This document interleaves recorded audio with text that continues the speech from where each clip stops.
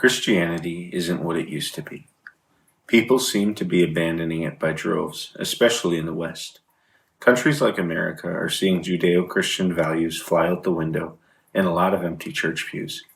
I think there are a couple of attitudes that many Christians have embraced in recent times that are responsible for that. Don't get me wrong, I'm not making a video to bash Christianity, but I think these are some things we need to be mindful of. American society is based on Judeo-Christian values. It always has been. And the danger is, as we move away from these values, we will restructure our society. You always hear people say that religion is responsible for the vast majority of horrors that plague humanity, but that's actually not the case at all.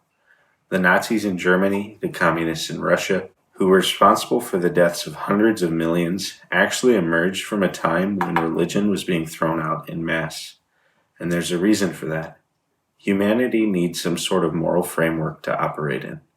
When you take away the rules and regulations that religion provides, you have to replace them with something predictable and constant. Whether it's the perfect Aryan race or a communist utopia, something has to replace it. If we didn't have something that united us, we would all run around being terrified of each other. We like it when our neighbors play by the same rules we do because they are predictable. The unknown is extremely scary, and so if there is no predictable order, we will create it for ourselves.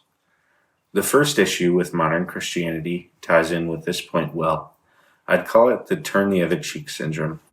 It's like whenever conflict arises, many Christians think it's their God-given duty to be quiet about their passions and convictions. They think it's moral to lose and always be the victim. Didn't have to go and hit me, did you? Is my nose bleeding? So when the time comes for them to stay true to their conviction, they back down. They pray for God to do something to change the problems they see in society, but they never do anything about it themselves. The problem with this is that if we are always silent about our values, we never represent them. And as I said previously, when people lack order, they will seek to recreate it. So inch by inch, we retreat from speaking about the order we know in fear of causing a conflict or of offending somebody. Then, before you know it, there is no order or morality left. Everything is up in the air, and then people create the meaning that is now nowhere to be found for themselves. Conflict teaches people how to act in a future situation, even if they don't agree. Like so many people are afraid of calling a man in a skirt a man because they think it may offend people. Young man in here. Excuse me, it's ma'am. It is ma'am. Conflict has conditioned them to be quiet. People are silent about things they genuinely believe because another group of people may be offended. So even though they disagree, conflict has taught them what is and is not acceptable to be discussed, whether it is true or not. So as Christians run away from conflict, they are stepping down from an opportunity to teach and letting thoughts that could be valuable contributions to certain conversations be silenced by someone who gets offended at everything that doesn't reflect what they already believe. The second issue is a big reason the first one exists, and I'd call it Daddy's Coming Home. Many Christians think that it doesn't matter at all if the world is going to crap because Jesus is coming soon. Whenever someone expresses discontent or alarm at the way the world is going, they say, well, the Bible said everything would go to hell in a handbasket, so it's all right. I'm just glad that Jesus is going to come and set everything straight. It's a nice thought, but every Christian generation went through tough times, and all of them thought that Jesus was going to come and fix everything. This is just a form of escapism. It doesn't matter if the world goes bad, and you can abandon all responsibility for trying to set it right, because Daddy's coming home. I'm not saying he won't come, but it's certainly possible he won't in your lifetime. What if the people living in Nazi Germany or the civil rights struggle just threw their hands up and said, well, we don't need to worry about what's going on. Let's just not go against the grain and wait for Jesus to come, because he will sort everything out. Christianity probably wouldn't exist if everyone had that attitude. Abandonment of the present world in hopes that God will come and set everything right removes you from having to do anything. It's the easy way out. And most of the time in the Bible when God acted, he acted through people.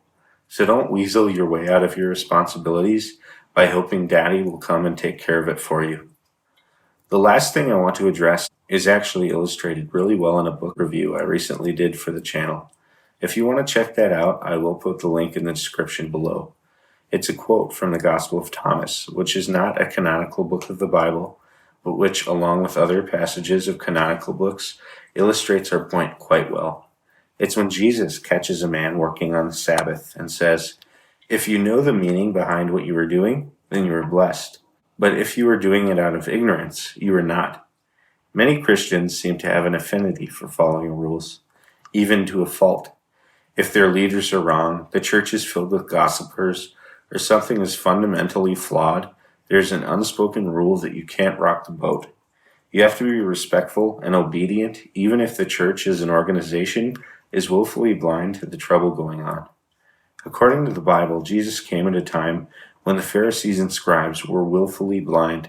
He broke the rules and rocked the boat, which is a big reason they wanted him dead. However, he never did this ignorantly or without meaning. He followed the spirit of the law with his rule breaking, rather than the letter of the law. For many Christians, it is one of two extremes: complete obedience to a willfully blind structure and man-made rules, or living in sin and complete disobedience to God. This leaves no room for progress and pushes people to extremes. Rules shouldn't be disregarded. Usually, they were put in place for a good reason. However, we should be willing to break them to keep the spirit of the law, rather than condemning people by insisting on the letter of the law. This is the first video uploaded on the channel that wasn't a book review, and I hope you guys know there is more coming.